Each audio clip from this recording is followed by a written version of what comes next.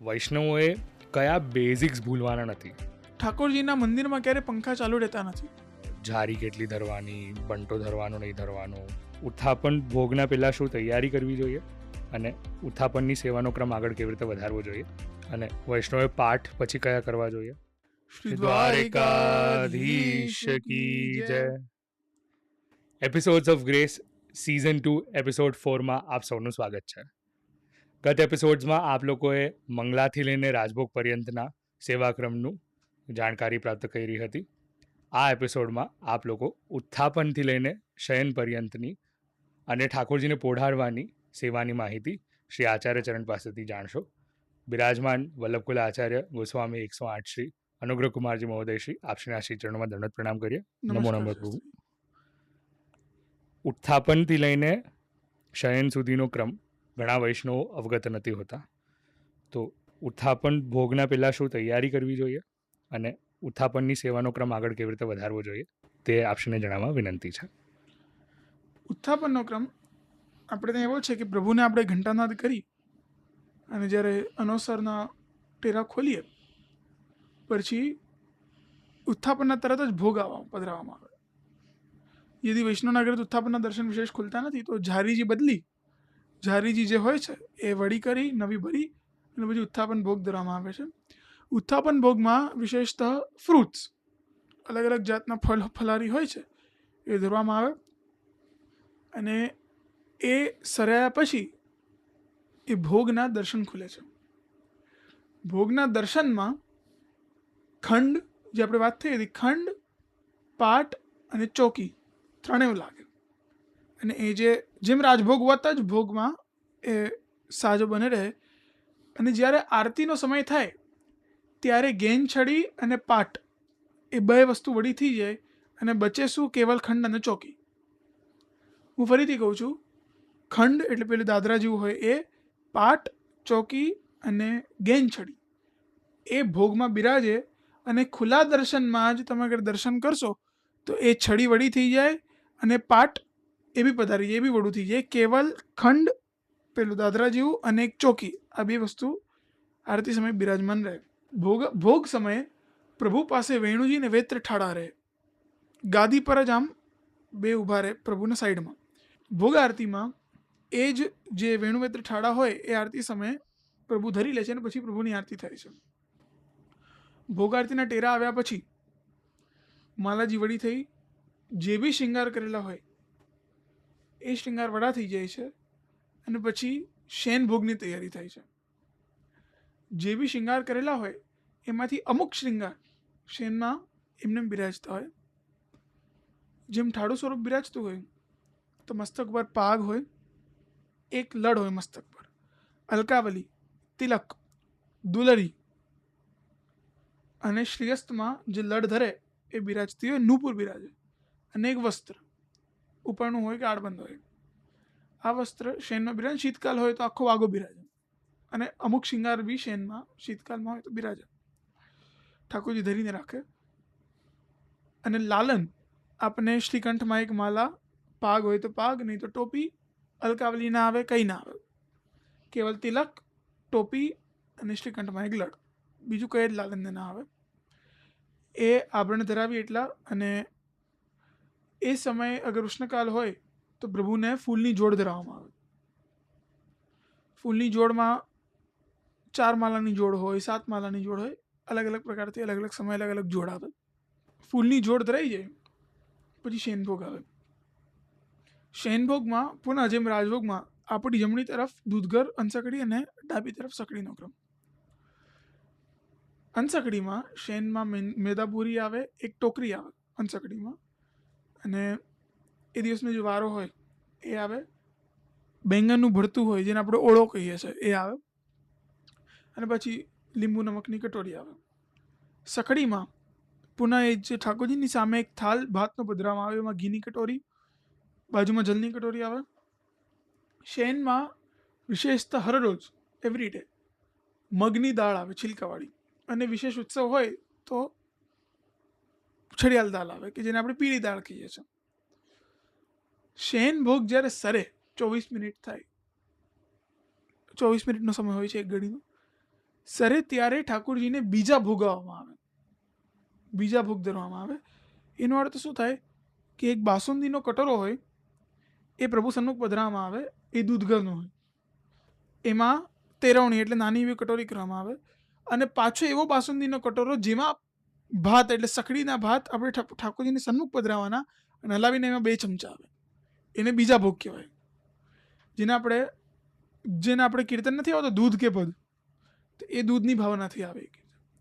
અને એ ધર્યા પછી દૂધના કીર્તન ગાવા જોઈએ, અને શેન ભોગ આવ્યા ત્યારે શેન ભોગ આવવાના કીર્તન થાય. એ જ વસ્તુ ઉત્થાપનમાં, જ્યારે ઉત્થાપનમાં આપણે ત્યાં કીર્તન નથી થતા, ભોગમાં કીર્તન થાય આવનીના, આરતીમાં બી કીર્તન થાય આવનીના. ભોગમાં ભોગ આવવાના કીર્તન થાય અને આરતીમાં આવનીના કીર્તન થાય.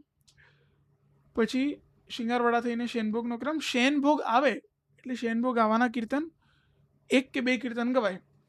શેનભોગ સરી જાય પછી દ્વાર કપાટ ખુલે, આચમન મુખવસ્ત્ર થાય અને શેનારતી થાય. સુંદર. અને આ ક્રમ વૈષ્ણવોને ત્યાં નિભાવવાનો હોય તો એનો કોઈ સૂક્ષ્મ પ્રકાર કે સંક્ષિપ્ત પ્રકાર હોય કે આવી જ રીતે વૈષ્ણવને પર ત્યાં પણ થતું અગર હોય? અષ્ટયામ સેવા બિરાજતી હોય સાંજની બી, તો આવી રીતે જ ક્રમ કરવો જોઈએ, હું તો માનું છું. વિશેષ આમાં કોઈ ફેરબદલ તો થાય એમ લાગતું નથી. તો એમ ઠાકોરજી યદી બિરાજતા હોય તો જેમ મેં અત્યારે વર્ણન કર્યું કે આવી રીતે એક એક વસ્તુ, જેમ ઉત્થાપન પછી ભોગ, ભોગ પછી આરતી, આરતી પછી, અને એમાં કોઈ વિશેષ સમય વધારે બી લાગતો નથી, ખાલી બોલવામાં અત્યારે વધારે લાગી રહ્યું છે, બાકી કોઈ વધારે સમય, કેમ કે દર્શનના સમય કપાઈ જાય, દર્શનના સમય ઓછા થઈ જાય એના માટે જલ્દીથી આ ક્રમ પૂરો થઈ જાય છે. બરાબર. અને ઘણા વૈષ્ણવો અથવા તો આચાર્યોને ત્યાં શયન દર્શનમાં ઉત્સવો થતા હોય, તો ત્યારે ક્રમમાં શું ફરક આવતો હોય? એટલે વિશેષતા વૈષ્ણવના ઘરે બી શયનમાં મનોરથ કરવા હોય તો મનોરથ કરી શકો છો. ત્યારે કેવલ એટલી વાત કે નિત્યના શયન દર્શનમાં ઝારીજી ના આવે, અને કોઈ બહુ વિશેષ મનોરથ હોય તો શયન દર્શનમાં ઝારીજી આવે. બાકી શયનની જે ઝારીજી હોય એ શૈયા મંદિરમાં પધારી જાય, ઠાકોરજીની શૈયાની પાસે બિરાજતી હોય. અને શયન વખતે વેત્ર હોય કે ન હોય? શયનમાં વેત્ર ન હોય. શયનમાં કેવલ બહુ વિશેષ ઉત્સવ હોય, જેમ દિવાળી છે કે હોળીના દિવસે બી આપણે ઠાડું વેત્ર આવે છે, આવી બધી જ જે ઉત્સવો હોય એમાં જ વિશેષ તો વેત્ર આવે, બાકી નિત્યમાં વેત્ર શયનમાં ના આવે. અને ત્યારે વેત્ર સાઈડમાં બિરાજતું હોય? નહીં, ત્યારે વેત્ર અંદર પધારી જાય, સાઈડમાં બી ન હોય. અંદર એટલે ક્યાં? શૃંગાર ઘરમાં કે શય્યાઘરમાં? શૈયા મંદિરમાં. અને ઠાકોરજીને પોઢાડવાનો જે ક્રમ હોય, જનરલી વૈષ્ણવે એવું શ્રવણ કર્યું કે ખાલી વેણું હોય અને વેત્ર ન હોય, તો આપશ્રી એક જનરલ વૈષ્ણવે ઠાકોરજીને પોઢાડવાના કેવી રીતે, એ જો વિસ્તારપૂર્વક સમજાવી શકો.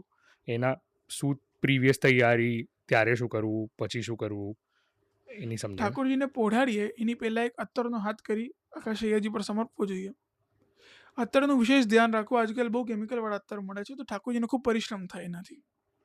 તો કોઈ સારી જગ્યાએથી જ અત્તર આપ સૌએ પરચેઝ કરવું જોઈએ, જેનાથી પ્રભુને બી સુખ રહે, તમને બી થોડુંક સેવા કરતાં સારું લાગે. નહીં તો ઘણીવાર સ્પિરિટને બધું ઘણું બધું હોય છે આજકાલ, તો ધ્યાન રાખવું જોઈએ.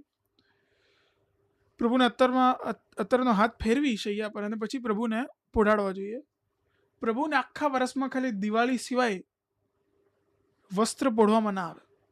ખાલી દિવાળીના જ દિવસે પ્રભુને વસ્ત્ર પોઢવામાં આવે, બાકી ક્યારેય બી આખા વર્ષમાં પોઢવા દરમિયાન વસ્ત્ર ના આવે ઠાકોરજીને.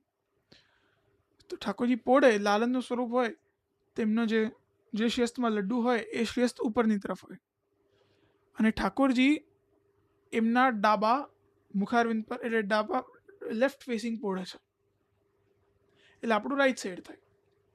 એ હિસાબે ઠાકોરજી પોઢે. ઉષ્ણકાલ હોય તો એક જીની મલમલની ચદ્દર હોય સફેદ, એ ઓઢાડવામાં આવે, અને શીતકાલ હોય તો ઉપર રૂઈની રજાઈ બી ઓઢાડવામાં અને એ કંઠ સુધી સમસ્ત એ રજાઈ કેવી રીતે ઓઢાવવાની? આવે. આપણે એમ માનીએ કે આપણે ઓઢીએ એમ પ્રભુ ઓઢતા હશે, તો ઘણા વૈષ્ણવ એમ કરતા હોય છે કંઠ સુધી જ પ્રભુને રજાઈ ઓઢાવે. પ્રભુને આખા મસ્તક પર આખી શૈયાજી ઢાંકી દેવામાં આવે છે. અને જ્યારે શ્રી ઠાકોરજી પોઢવાના હોય એના પહેલાં કયા કયા શૃંગાર અથવા તો આભૂષણો શ્રી ઠાકોરજીના શ્રીઅંગ પર હોવા જોઈએ? લાલન હોય તો શ્રીકંઠમાં કંઠની માળા, તિલક અને પાગ, બીજું કંઈ જ નહીં. અને ઠાડું સ્વરૂપ હોય તો પાગ આવે, અલકાવલી આવે, નકવેસર, ચીબુક. નકવેસર અહીંયા, ચીબુક અહીંયા.